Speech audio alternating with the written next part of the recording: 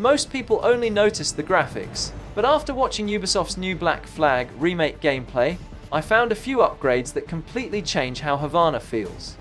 These are the biggest improvements that instantly stood out. The first thing that immediately stands out is just how much more alive Havana feels. The original game already had a lively atmosphere, but this remake pushes it much further. The streets are packed with NPCs, market stalls are filled with detailed props, and almost every corner has something happening in the background. Instead of feeling like static scenery, the city finally feels like a place where people actually live and work. One of the biggest improvements isn't the character, it's the lighting. Just look at how sunlight and shadows interact with every street and building. The old Black Flag looked great for its time, but this remake adds far more realistic depth. The stone roads reflect light naturally, darker areas feel much more atmospheric, and even small details like lanterns and window lighting help Havana feel far more believable. It's a subtle upgrade, but it completely changes the overall mood of the city. Another improvement that immediately stands out is the parkour. Edward's movement feels much smoother, especially when climbing between buildings and transitioning across rooftops. In the original game, some animations could feel a bit stiff or disconnected, but here the movement flows much more naturally.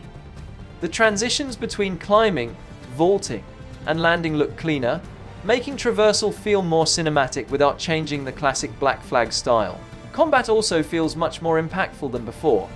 Watch how every sword strong has a stronger sense of weight, and enemy reactions look far more believable.